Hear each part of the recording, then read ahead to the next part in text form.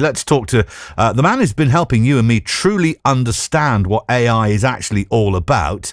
Andrew Grill is on the line. Andrew, good morning to you. John, good morning. Good to be back again. Thank you so much, because your insight has been really quite valuable on this over the last few months. As a futurist and a tech expert, where are we right now with general use, everyday use of AI? I think everyone's using it now. Everyone I overhear conversations in coffee shops. People are talking about it.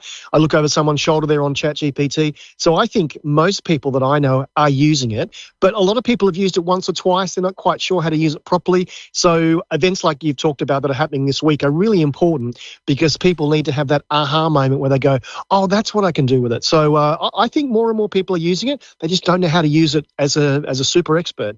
I'm guessing most people are using AI, ChatGPT, Gemini, Copilot, Claude as a search engine.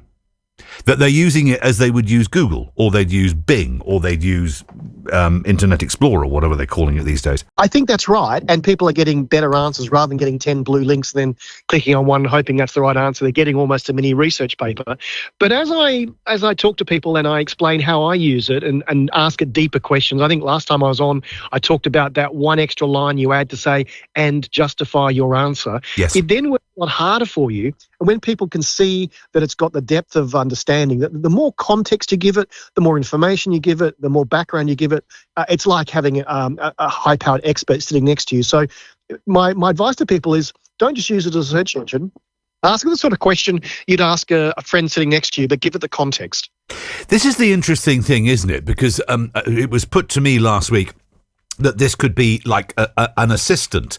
We are currently piloting at the moment, or I say we, Anna, my producer, is currently piloting at the moment, a program that can help us create greater understanding of the text and the context of stories that we may do to help our listener get a better understanding of what's going on in the world, which is great. We sort of doing what we do, and then we're asking, it's sort of coming up with a similar sort of stuff that we're doing. I haven't managed to log into the blasted thing yet. I've tried.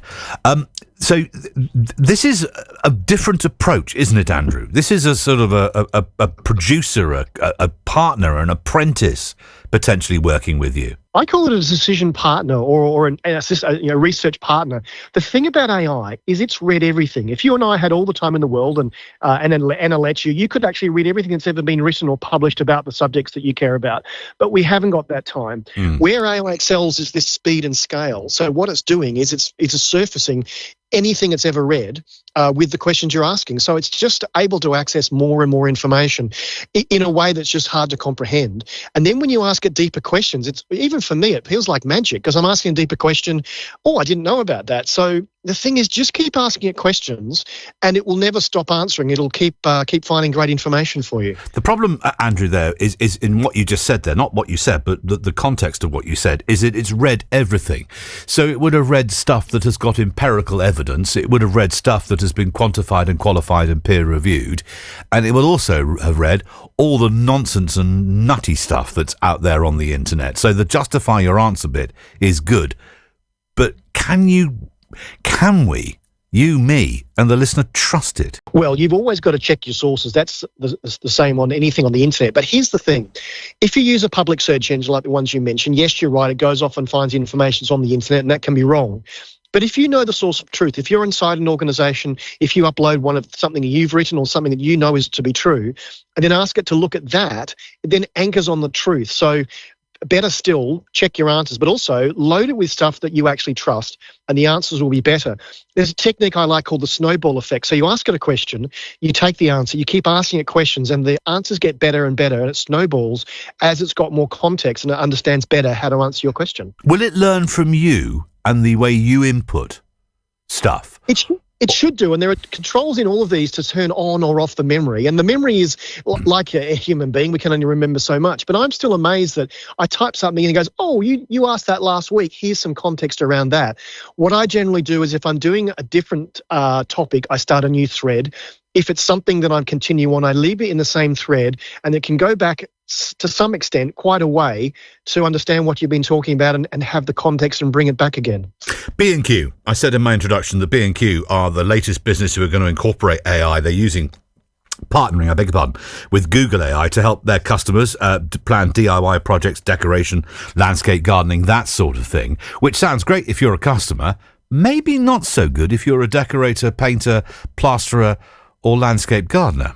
Actually, I disagree. I did a piece of work for B&Q last year. They asked me to look at what's the future of retail. So I studied deeply what's going on inside B&Q, what others are doing.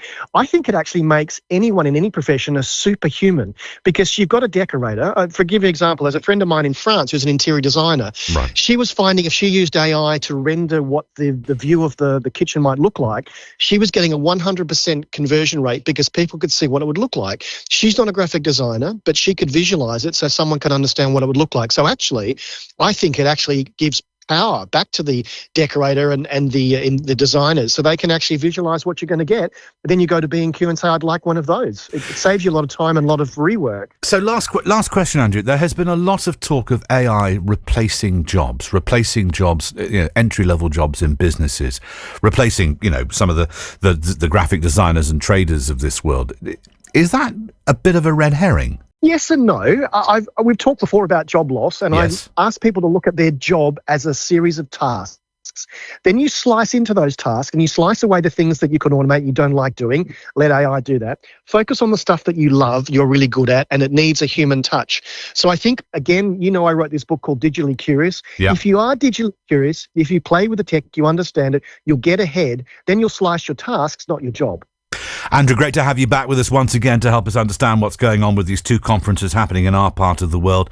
Andrew Grill, futurist and tech expert, author of Digitally Curious as well. Andrew, thank you for your time this morning. Thanks, John. BBC Radio Bristol. To coin what Andrew's written about with his book Digitally Curious, have you been using it to plan tasks, plan menus, plan a week's shopping, look at what you're doing and how you could do it better, or are you just going, I ain't going anywhere near that, I don't trust it?